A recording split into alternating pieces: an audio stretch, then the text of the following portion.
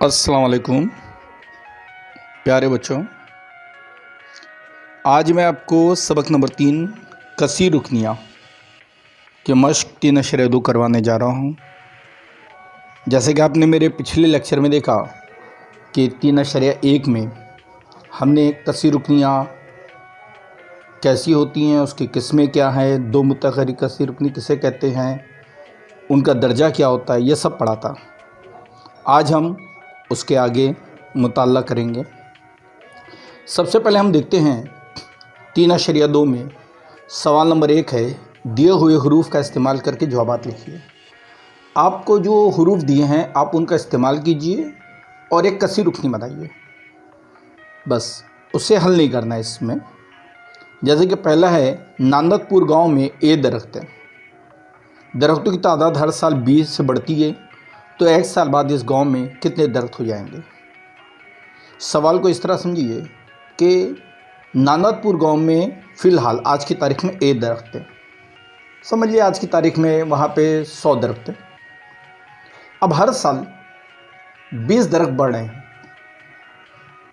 एक साल 20 बढ़े, दूसरे साल फिर 20 बढ़े, तीसरे साल फिर 20 बढ़े, चौथे साल फिर 20 बढ़े, तो 4 साल में दरख्तों की तादाद होगी 4 दूनी 80। लेकिन आज की तारीख में कितने दरख्त हैं?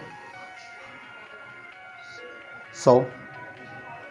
तो 4 साल बाद कितने होंगे? 180, है ना। तो जो फ़िलहाल गांव में दरख्त है वो ए है।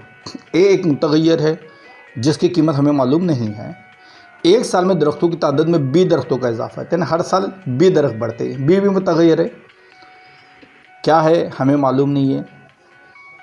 इसलिए x साल में x सालों की तादाद x है, वो भी एक मुतगय्यर है, कितने साल मालूम नहीं है, ठीक है ना। तो अभी आपने देखा कि 20 के हिसाब से मैंने 4 साल का जब हिसाब लगाया था तो मैंने 20 को 4 से ज़रब दे दिया, यानी 1 साल के दरख्तों की तादाद को सालों की तादाद से ज़रब दे दिया। तो यहाँ पर भी हम वही करेंगे, x को 20 से ज़रब दे देंगे, तो x साल में दरख्तों की तादाद होगी 20x। और कुल दरख्त के लिए मैंने क्या किया था, 100 जमा 80 किया था, तो 180 आया था। यहाँ पर फ़िलहाल दरख्त है ए, तो आप a जमा bx कर देंगे, यानी x साल बाद दरख्तों की तादाद होगी a जमा bx। ये आपका जवाब है। ऐसे सवाल नंबर 2 में आइए। कवायद के लिए एक कतार में y बच्चे हैं, इस तरह x कतारें बनाई गई, तो बताइए कवायद के लिए कुल कितने बच्चे हाजिर हैं।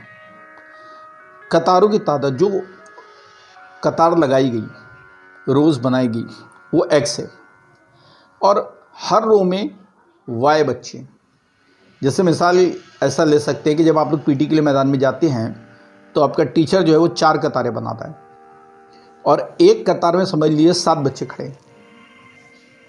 एक कतार में 7 बच्चे, उससे 4 कतार बनाई, तो कितने बच्चे भी? 7 चौक 28।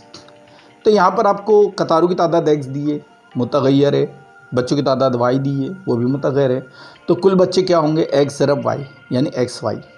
तो इसका जवाब आएगा कवायद में xy बच्चे हाजिर हैं।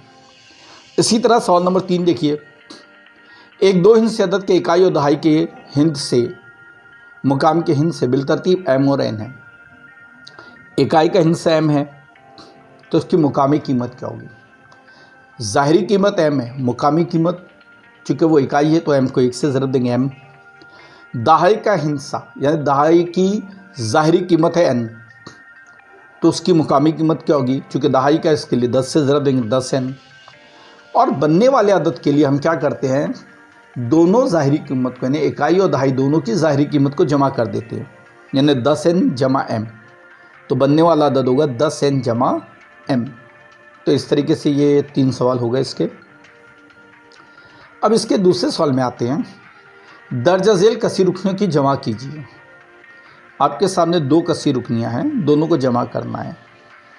x पे 3 की कुव्वत नफ़ी 2x² नफ़ी 9, कॉमा 5x पे 3 की कुव्वत जमा 2x जमा 9। इसके आप देखेंगे 4 मरहले हैं। पहले मरहले में हम क्या करते हैं, जो बीच में एक कॉमा दिया है, हम कॉमा हटा के कॉस लगा देते हैं, दोनों कसी रुकनी को कॉस में बंद कर देते हैं, और कॉमे की जगह हम जमा की निशानी लगाते हैं, क्योंकि कसी रुकनी को जमा करना है। और जहाँ से शुरू हो रहा है हमारा, यानी कि बाएं यानी उल्टे हाथ की तरफ, वहाँ हम बराबर की अलामत लगा देंगे। अब जब हम पहला कॉस खोलेंगे तो एक्स क्यूब नफ़ी 2x² नफ़ी 3 9, और अगले कॉस से पहले जमा है तो उसको बिल्कुल वैसी ही अलामतों के साथ उतार देंगे, 5x³ जमा 2x जमा 9। इसके बाद हम तीसरा मरहला ये करते हैं, मुशाबा अरकान को एक तरफ कर लेंगे तीसरे मरहले पे, यानी जिनकी कुव्वतें एक जैसी, जिनका दर्जा एक जैसा है, जैसे कि x पे 3 की कुव्वत जमा 5x पे 3 की कुव्वत नफ़ी 2x²। हम देखते हैं जमा 2x पे कोई कुव्वत नहीं है, तो चूँकि x पे 2 की कुव्वत से छोटा है इसके लिए उसको उसके बाद लिखेंगे, फिर नफ़ी 9 फिर जमा 9। अब हल करिए, x पे 3 की कुव्वत का ज़रीब 1 है और दूसरे x पे 3 की कुव्वत का ज़रीब 5 है, तो 5 और 1 6 हो गया। नफ़ी 2x², इसका कोई मुशाबा नहीं है, इसके लिए उसको ऐसे लिख देंगे। जमा 2x का भी कोई मुशाबा नहीं, उसको भी ऐसे लिख देंगे। नफ़ी 9 जमा 9 दोनों कट गए, वहाँ पे हो गया कुछ नहीं।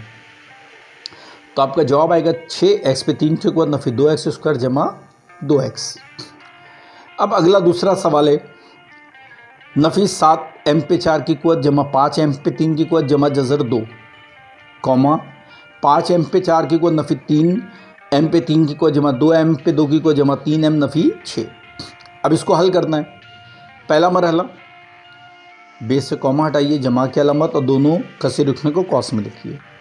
दूसरा मरहला, कॉस को हटा दीजिए, चूँकि बाहर जमा की अलामतें हैं लिहाजा सब अपनी हकीकी अलामतों के साथ वहाँ पे रहेंगे।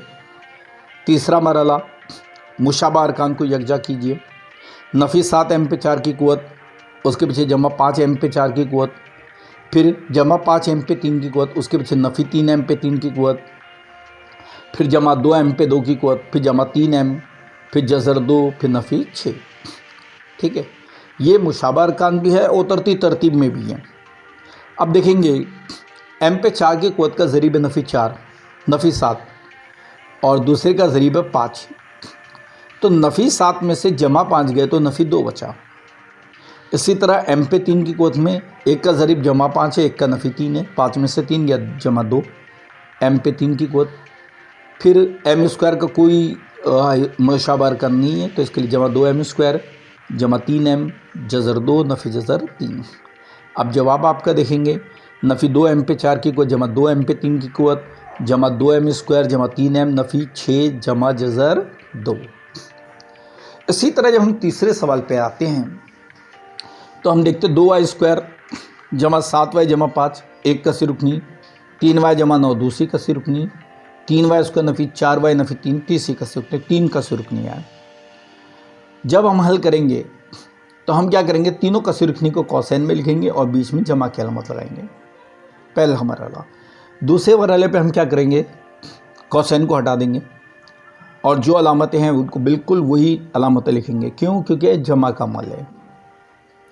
अब अगले मरहले में हम मुशाबा अरकान 2y² जमा 3y² जमा 7y जमा 3y नफ़ी 4y जमा 5 जमा 9 नफ़ी 3 मुशाबा अरकान हमने लिख दिए। अब अमल कीजिए, y² के साथ 2 है और 3 है, तो 2 जमा 3 5, खाली y के साथ 7 है और 3 है, 7 जमा 3 10, लेकिन बाद में नफ़ी 4 है, 10 में से 4 गया 6y, 5 और 9 जमा है तो 14, 3 नफ़ी है यानी 11, तो आपका जवाब आएगा 5y² जमा 6y जमा 11। अब आप देखेंगे सवाल नंबर 3, पहली कसी रुकनी से दूसरी कसी रुकनी तफरीक कीजिए। अब आपको माइनस का अमल करना है। 2 कसी रुकनियाँ हैं, दोनों को कॉस में लिखिए, लेकिन अब दोनों के दरमियान में नफ़ी की अलामत लगाइए। पहले कसी रुकनी के बाहर कोई अलामत नहीं है, बराबर है, बराबर का कोई वो नहीं है, आप उसको ऐसे उतार लीजिए। लेकिन दूसरी कसी रुकनी के कॉस के बाहर नफ़ी है, लिहाजा अंदर के तीनों अरकान की अलामतें बदल जाएंगी, यानी नफ़ी 19x का जमा 19x जमा जज़र 3 का नफ़ी जज़र 3 जमा 7x² का नफ़ी 7x²। अब मुशाबा अरकान यकजा करने पर x² नफ़ी 7x² नफ़ी 9x जमा 19x जमा जज़र 3 नफ़ी जज़र 3।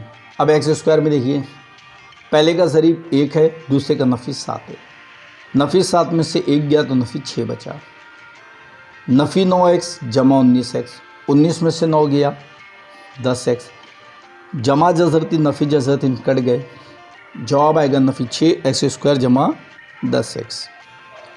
इसी तरह इसका दूसरा हल देखेंगे आप, इसमें दो मुतग़ैर हैं, 2ab² जमा 3a² नफ़ी 4ab, comma 3ab नफ़ी 8ab² जमा 2a² दोनों कौसेन में रखेंगे, बीच में नफ़ी की अलामत लगाएंगे। अब जब आप नफ़ी की अलामत कौस खोलेंगे तो 3ab जो जमा है वो नफ़ी हो जाएगा, 8ab² जो नफ़ी है वो जमा हो जाएगा, और 2a² जो है वो जमा है वो नफ़ी हो जाएगा। मुशाबा अरकान देखिए,